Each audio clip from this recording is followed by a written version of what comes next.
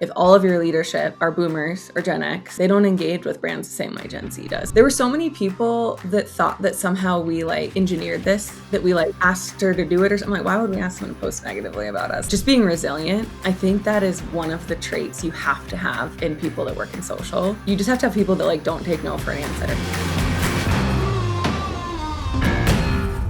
Hey everybody, welcome back to another episode of Radical Content. I am so excited to have Maren Hamilton. We got her name right. We just had to redo it. We're so pumped to have you here today. There's so many cool things you've done, so many great brands you've worked on, North Face and Starbucks, and now you're at Popfly, a content platform, working with creators, and we're so pumped to have you. I've been kind of from a distance following you on LinkedIn for a while, and so it's been fun to kind of see that kind of grow and to kind of hear what you have to say, and now we get to get it all today. So thanks for joining us on the show today. Yeah, I'm excited for this. So we're coming to us live from the Pacific Northwest. We got a beautiful mural. I'm not sure if is it a mural or are we actually in the outdoors? What are we looking at here? Yes, I figure if I can't actually be out in the trees, I might as well pretend to be. So it's my little office space. Yeah. That's good. Well, it looks beautiful. My team did do a little research, and I did stumble on your Instagram account. Saw the pup. It looks like you're outdoors a lot. Yeah. So I mean, why would you not? If you're in Bend, Oregon, why would you not? That's kind of what you do up there, I'm guessing. Exactly. Yeah, it's cool. Let's get started. I feel like there's so much to get into. When I was going through all of the notes and kind of seeing everything that you like to talk about, I was like, man, I don't know if we can do this in one show, but we're going to try our best. So let's start here. I always tell people when they jump on the show, don't give me your 18-minute background of where you came from, but I do love to know where did you catch the bug for social? Where did it kind of start? Because I feel like people that are social leaders, content leaders, they all come from very interesting backgrounds. And so I would love to kind of hear a little bit of kind of how all this got started for you. Yeah, I am an old school social marketer. I started working in social the year that Instagram launched. So I studied PR in college. I thought I was going to be a PR girly and moved to New York. And then I was working at this agency and they were like, what do we do with Facebook? What do we do with Twitter? And I was like, oh, I love all this stuff. I'm a loser that sits at home on my computer and taught myself how to code so I could have a cool Zanga. So yes, I would love to help. A cool Zynga. I haven't heard that word in a while. I know, right? And so I just had a passion for building things and tinkering and figuring out how to use the internet, which it really dates me. But that's really what it was back then, right? People just didn't even know how to use Facebook at the time. And so that's how I got into it is I just was curious and raised my hand and said, I want to do it. And so started working in social like that. Had a few cool opportunities, moved out to the Pacific Northwest and worked at Starbucks headquarters, which was a masterclass in marketing. Sure. This was kind of peak of social, 2014, 2015. So if that's peak, what are we at now? Yeah, I know, right?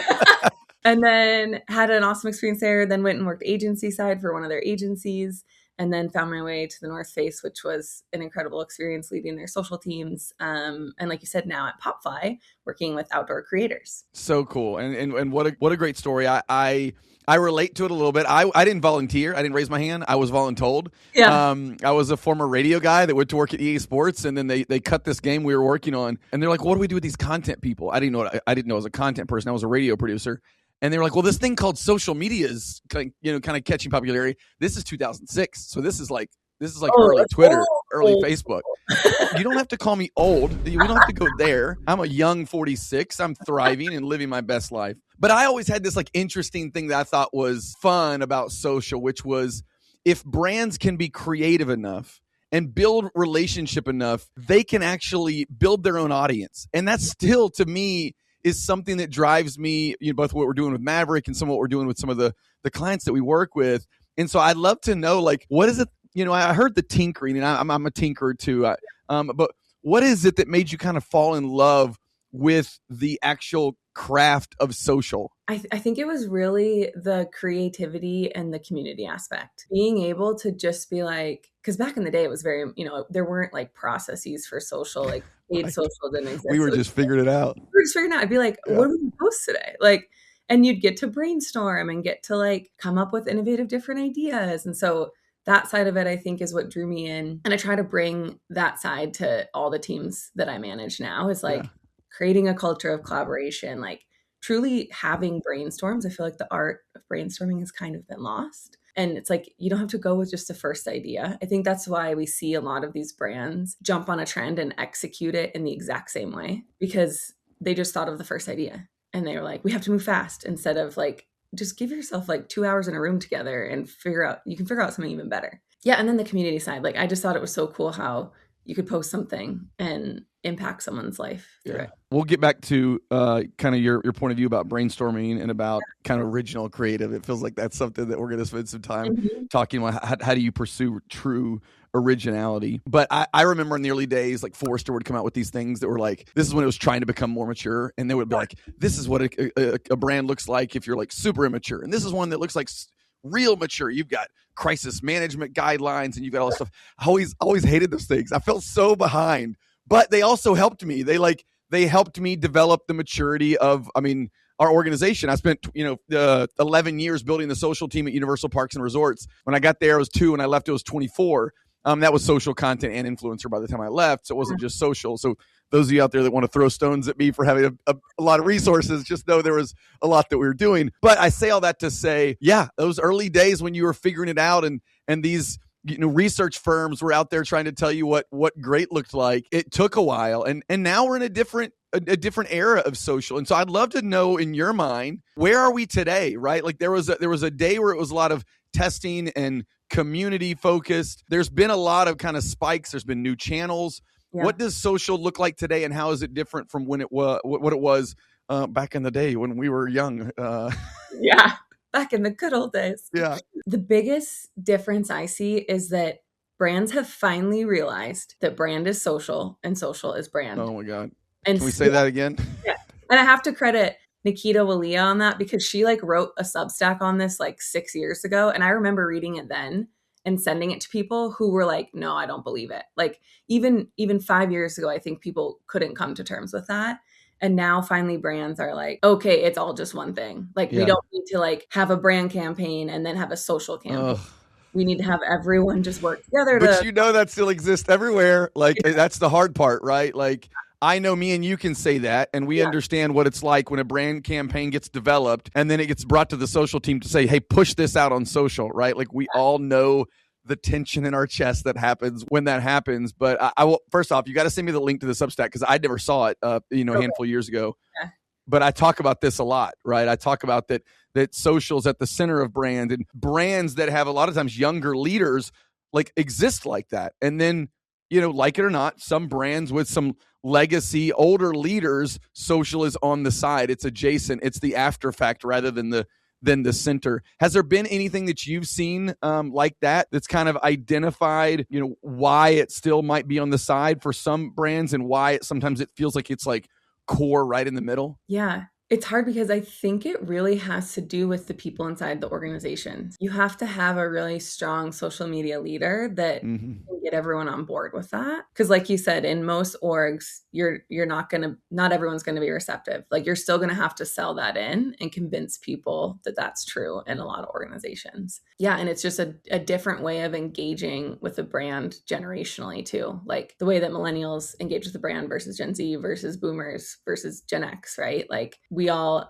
engage in a different way with brands. And so if all of your leadership are boomers or Gen X, they don't engage with brands the same way Gen Z does. So it's hard for them to even like wrap their head around some of that, right? So yes, you're totally right. If you had someone that's, let's call it a young senior manager of social, but they're the lead social person in their brand, and we know it. We see it on LinkedIn all the time. People want credibility. They want a seat at the table. They want to be heard. They want people around them to understand the power of the channels that they get to manage every day. So those are real life kind of emotional feelings that social professionals are bringing to work every day. And they come to you and they're like, how do I get on the other side of that? How do I improve that? What are the things that you've done over your career to make some positive movement with either some of the brands or even when you're working agency side to help educate some? Honestly, my best advice is like, stop trying to just use brute force to make it happen. That's good. My mistakes, because I did that for a long time, where I was just like, if you don't understand this, like you're behind, get on board, or like you're gonna miss the train, right? Yeah. And that was never that successful for me. What's been successful for me is to build really strong relationships with people in your organization, bring them along, bring them on board, like help educate them so that when you do come with these asks of different processes or ways of working to get to becoming more of a social first brand, they trust you, they believe you, they want to collaborate with you. They don't want to work against you. Yeah, you know what's funny is we talk a lot in the social world about building relationships.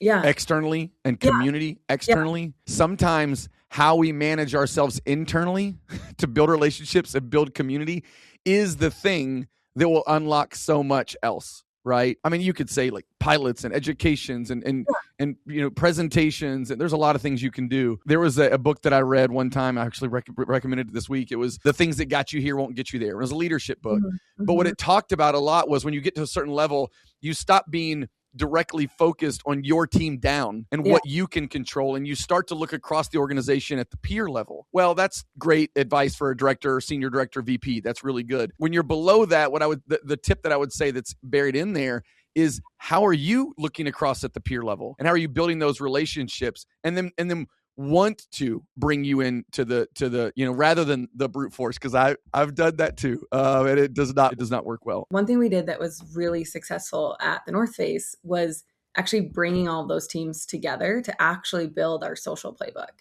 So instead of as a social team taking this on our own and being like, we're going to develop this and present it back to you, we like put everyone in a room together. We had reps from creative, from brand, from product even, and we're like, what do we want the one thing that we're known for on social to be? And threw a bunch of ideas at the wall. We did like a classic red dot, green dot exercise where we printed off a bunch of social posts on the wall, and people went and put stickers on. Red meaning, let's do less of this. Green meaning, let's do more of this. Like, and had some of those tough conversations. And so then you're not having them like one off when the content's trying to go live. You're all aligned in advance. The funny thing about social is one of the most important things is to be able to move quickly. And I don't mean like post garbage, but I mean in the process, in the steps, not have a lot of people in the middle.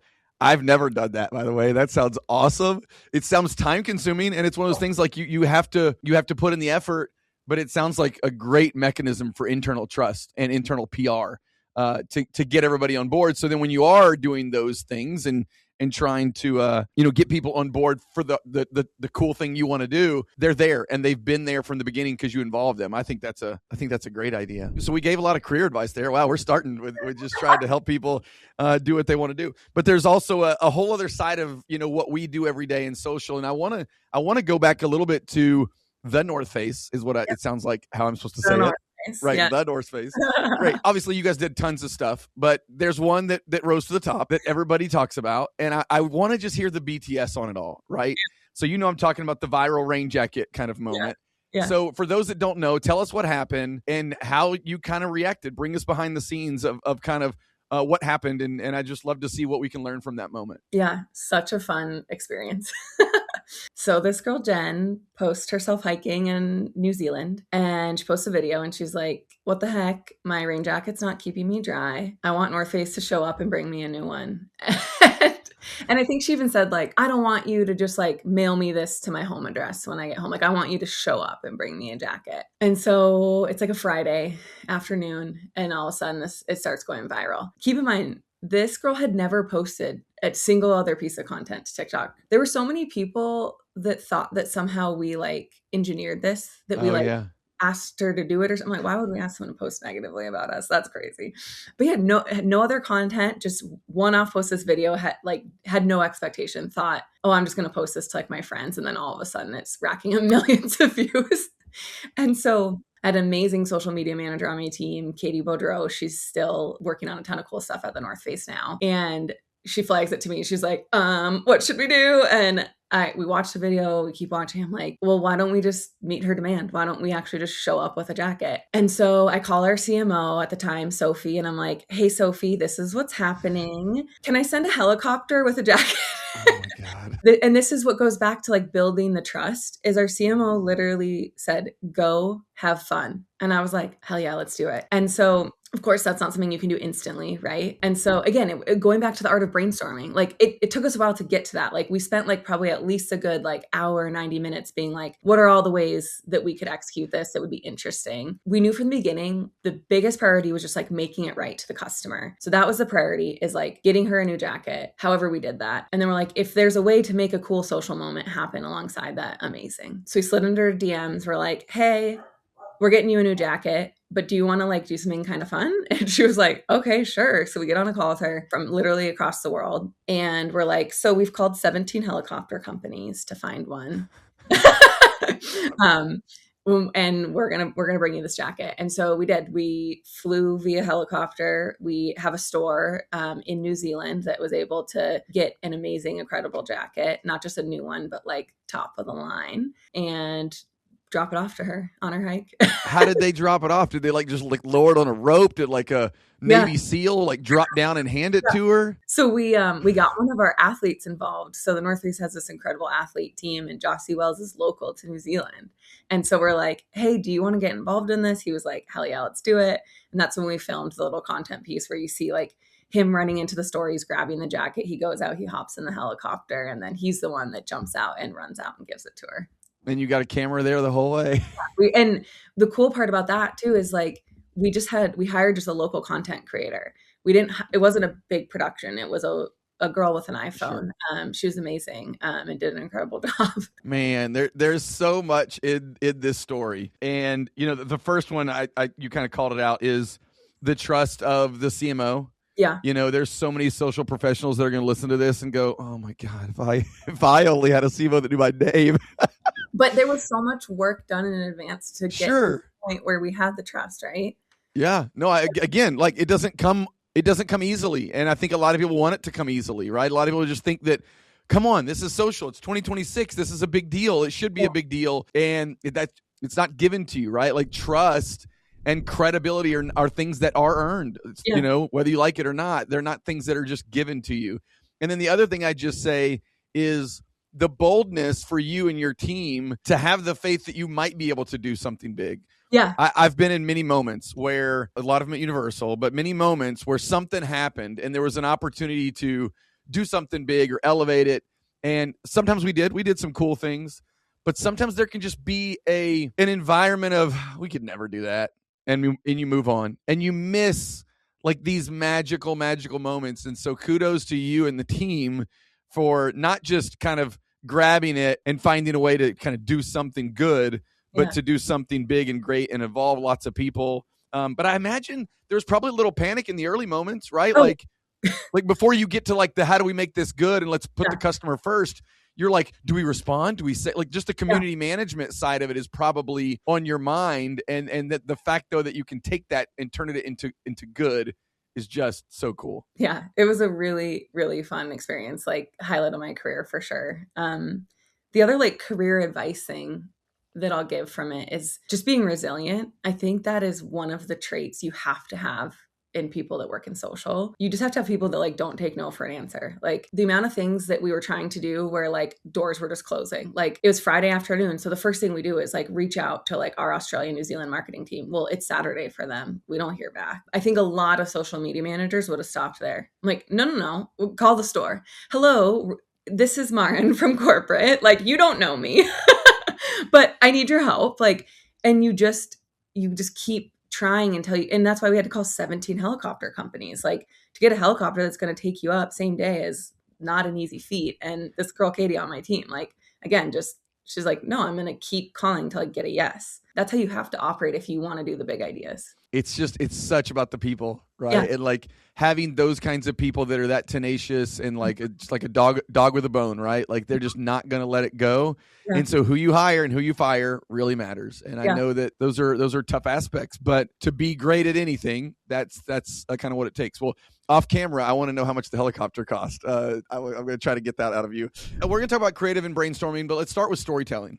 I've seen some things that you've said online, and you've talked about the importance of storytelling. You've talked a little bit about kind of how originality can be kind of stolen. There's not enough creativity that's happening across the board. But the word storytelling is like one of the best words that has been completely destroyed over the years and misused. So I want to give you the platform to kind of understand, what do you mean when you say that we've got to do better social storytelling? I know I have my own thing, but I love learning from other people that I think like that. So when it comes to the future of social storytelling, what do you think that looks like? I think it looks like brands just having an original point of view and being able to develop content that like it's not an ad, it's truly a story. Like you are staying along, you're continuing to watch instead of scroll because you're like wrapped up in the story and you can't wait to hear what's going to happen next. Just like the helicopter experience, like the video starts and you're like, oh my gosh, what is he doing, where is he going? Like you just constantly want to know what the next thing that's going to happen is. And I think a lot of brands are still running their social content like an ad. They're like, oh, I made this beautiful content piece, but there's no story to it. Yeah.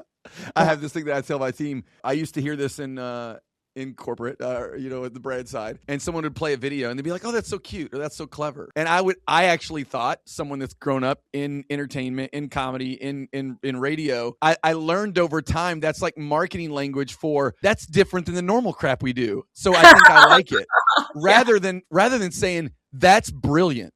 That's amazing.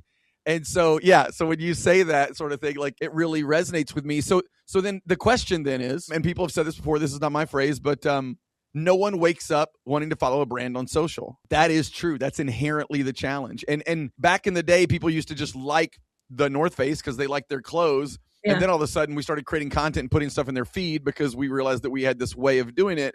And it was fun and it was new and it was novel. It's not anymore. And so today's social is different. So how do brands think about kind of showing up and providing that storytelling that is valuable? I think the first step, honestly, is just like having clarity on like who your brand is and what you stand for.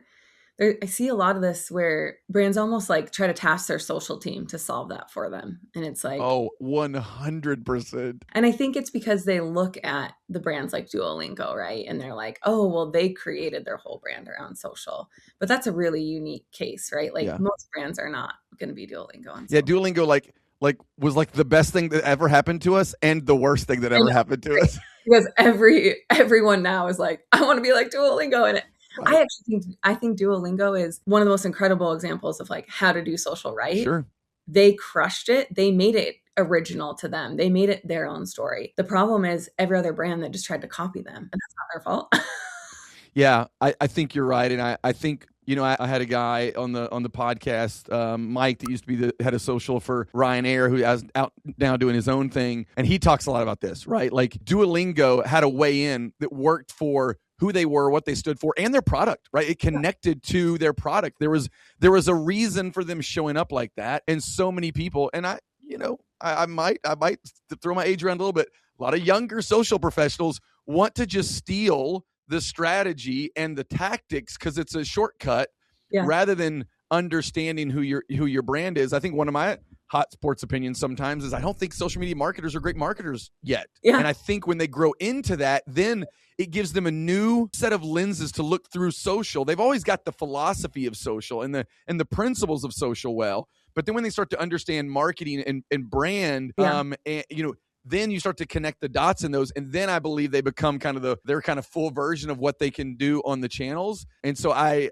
hear that a lot and I see it a lot. And so I think that's so good. So building on that a little bit here, we've seen the trend jacking forever, right? Like I think I feel like I'm picking on social media people right now. I love all you guys, I promise. Back in the day, it was like National Days of, right? Like let's do National Days of social. And then it became kind of like, what's the trend and how do we attach ourselves to that? What are your thoughts about kind of the social professional that is really, kind of chasing that trend? And what do you think they should be doing instead? I'm like a huge hater of trend, of like following all the trends. If you follow me, welcome to the club. I love it. And it's not because that's always the wrong thing to do. It's just because people just execute it so poorly. Yeah. I think if you the perfect example was like the day that Taylor Swift and Travis Kelce announced their engagement and every single brand posted the exact same thing. And it was almost like an expectation we had to. And I was like, why do you have to? I know. It was weird. I feel like that was like the peak. And now I think brands really are starting to be like, oh, wait a second, maybe we shouldn't keep trying to do this. But it goes back to like the original content and the storytelling. It's just, I'm not saying you can't jump on trends, but do it with a unique angle. Do it in a way that truly makes sense for your brand and your brand only. That like you couldn't just put a different logo on it and it would make sense. I was listening to your episode with Andrew from Kava yesterday. Oh, fun. And I loved how he talked about this idea of like, did he call it like circles? The circle. Yeah, the circle. Yeah, like start with the idea in the middle, and then how do you like get broader and bigger from that? I think that's an interesting way to look at it instead of just rip and repeat, copy paste. So let's go into this because you've mentioned a couple times, and I've kind of been holding on to it. You've mentioned the art of brainstorming. What does that look like in your mind? Like tactically, like are there things that you've done with teams? I'd love to kind of hear. IDEO has this thing, and they talk about it's easy to get to idea one. Anybody can get to idea one. Idea 42 is where originality happens. And so I'd love to kind of hear your philosophy, but also tactically, how have you tried and failed, or tried and succeeded in really getting into deep kind of creative originality with your teams? I think the biggest thing in terms of the philosophy around it is just this idea of creating a culture of trust where people feel like they can bring ideas that are outside of the box and they're not going to be judged. They're not going to like feel stupid. And that's actually way harder to do in practice than to say. And you can have like one bad apple on your team that ruins it for everyone else, which goes back to the like staffing. You could be incredible at your job, but if you make everyone else feel bad at work, like, I don't know, maybe you shouldn't be there.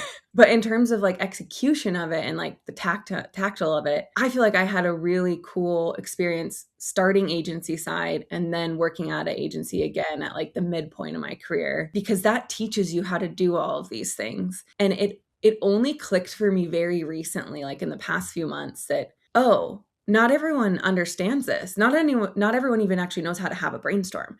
I kept getting like a little frustrated by like, hey, I asked you guys to brainstorm and collaborate, and I'm not getting like a bunch of ideas. I'm getting one idea. And I realized like, oh, no, it's actually like it's a teachable skill. I need to teach you how to do this. And so a couple things that I learned from like agency days that I've taken with me, just like different exercises that get you out of the just like, I think the worst thing you can do is put everyone on a Zoom call and be like, throw ideas out. Like, Zoom brainstorms is the worst. The worst. So having like some kind of prompt. And so one that I love to do that I learned in my agency days is you take a little card, a little piece of paper, and you write down an idea. Everyone does that. Then everyone passes the card to the right. The person reads the idea, and now they have to draw the idea. They have to draw and execute it. You pass it again. Now that person can only see the drawing. They can't see the written part, and they have to like interpret what that was, right? And then you just keep passing until you get all the way back around. And then at the end, you go through and you talk about like, oh, the original idea was this, but now it was interpreted to that the new version is actually way better than the original version. Yeah. Another like similar one that you can do, and I love to do it like in person and in a conference room and like on pieces of paper, but you can do it on Zoom too. Everyone has like a starter idea, and then you pass around, and everyone's job is to build on the idea and make it bigger. Yeah. And then you end up scaling your idea to something that you have to be like, wow, maybe we could do that, but actually maybe this is like too big. And that's where you want to be. You want to get to the idea that's too big and then scale back if you have. Those are both so good, by the way. One of them reminds me of something that we call T-sheets. And I stole it from kind of this design thinking way of brainstorming. And a T-sheet, all it is it's like literally like a big X, a big T. On top of it is the name of the idea. On the bottom left side is your description of the idea, and on the right you've got to draw the idea, whatever way you can do. Yeah. But where it gets really fun is there's a team that comes up with the idea, then you leave the T-sheet on the wall, and then you move to the next one. You go to their T-sheet, and someone else comes into your T-sheet, has to read it, and they've got to create a whole new T-sheet. What's the idea look like now? What's the description of it? What's the drawing? And you can do that as many times as you want. And so T-sheets, very similar to what you guys are doing on the note cards. The other thing for me that I found that I've been interested in your take on this is, well, two things. One was coming to brainstorms with ideas. Like people showing up kind of like, what are we talking about? Is the worst. I want to kick you out of the room. Like, just don't do it, because you got to have something to start with. That's something I learned the hard way. I used to be like, why do we not have much today? And it's like, oh, because you're taking the first 30 minutes to brief them in on what we're brainstorming, and then you expect all the original creativity to come out right now. Just appear, just out of dust. And I think a lot about SNL, and I'm like, these people have 48 hours to research, write things down, throw things away, start over, and then try to firm something up before they're going through a read-through on Wednesday night. The last one I would say that I've recently learned, and I think it comes with this like culture of creativity that you've talked about. Ryan Trahan, do you know who this guy is on YouTube? I don't think my so. kids love Ryan Trahan. He's a YouTuber. He's fun. Okay. But I listened to I learned a lot of my skills today from following creators, right? Following Colin Samir, listening to Trahan and Mark Rober. And one of the things that Ryan Trahan does every single day is he has an alarm on his phone to brainstorm for 15 minutes, and Oh, it goes off, and he has to he'll literally walk out of conversations with people, go over and just start making notes. And 80% of that's garbage, but yeah. that muscle of creativity is the thing. And again, I get it. It's hard when you're in meetings and you're writing briefs and you're doing everything that a social professional has to do. But when he said that, I felt judged. I was like, oh, I could do that. That would not be rocket science. So those are a few that I've kind of seen or heard or talked about, but those are really, really good. Yeah, one other thing that I've done at past jobs is also just carving out space for creative inspiration. And that's hard, right? When you're like in a big organization and there's a lot of demands and a lot of deliverables and you're working your butt off. But to actually give yourself like, I'm going to give myself 2 hours to go to the art museum today and try to get inspired. Like as humans, we have to have that. And I think we've like the expectation now is like, oh, just like ask Claude to come up with ideas for you. It's like, do that too, right? But like, you have to create the right headspace to like be creative and be receptive. Yeah. And to your point, if you're just in meetings back to back to back to back to back, like you're not going to be able to be creative in your everyday. And so you have to like protect your space and protect your calendar for that. When we would have brainstorms at the North Face too, it was strict like laptops down policy. You're not on Slack. You're not sending emails. Like you're not doing other work. Like you're here and you're present and you're a part of it. Yeah. No, I love those things. All right. So a couple other quick ones here to close us out. Good press versus bad press came up a lot. Yeah. I want to know, what is that? And I want to hear your take on it. I really feel really strongly opposed to the idea that all press is good press. And I see this all the time where someone's like ripping apart someone's social campaign on LinkedIn and the comments are all like, well, all press is good press. And it's like, well, it drove engagement. It's like, what, in what world is that the metric that's the end all be all? Like, how does this affect your brand perception? Like, if this is negatively affecting your brand perception and people are going to be less likely to buy from you in the future, it's like almost impossible to track that is the hard part, right? And so I think it's gotten to this place where we have so much data available to us that people forget to like listen to their gut and they only look at the data. So they're like, well, the data says this was our highest engaging post. And I'm like, because it was 99% negative comments. Yes. Like, that's not a good thing, guys. And going back to the helicopter moment, it's like, there were so many people that were saying like, oh, this was planted, or like, there's no way this was organic. And I'm like, why would we want to have a bunch of negativity about our brand? Like no brand in their right mind would do that. Yeah, no, I totally get that. I used to say, when we first started social, we were testing out everything. And I'm like, you can get engagement if you want engagement. Like, if you want engagement, a puppy, like a puppy, do something offensive, right? You want to get engagement, like it's possible, but there's a cost associated. Yeah. And we talk a lot about what we call the connection strategy. And we are always trying to think about how we can get people to know, like, and love our brand. How can they build an emotional connection? Like, that's it. That's the goal. Social to me is the reason why it exists is to humanize the brand and build an emotional connection with people. And so to me, like, that's the measurement for everything, not engagement. Impressions matter, engagements matter, but the right ones I feel like are really, really important. All right, I'm going to go to your LinkedIn, and I've got a post that we're going to put up on the screen. We're not going to do it. You're not going to see it right now, but we'll see it live when my editor gets a hold of this. And I just loved it. It's a few months old, so it's a little bit of a throwback. What do you call it? A deep like or something? Like when you go back in people's their Instagram account? Yeah. A gift guide for a social media manager. All I want for Christmas. Do you remember this one? Yeah. Here's the thing that cracked me up. So it's a photo. You see it here. A whole weekend on D&D. Do Not Disturb. You got to love that. Adam, I don't even know how to say his last name. Mosseri? Yeah. So the guy, the main Instagram guy that, like, when he comments on Instagram, every social media professional goes and writes a newsletter, right?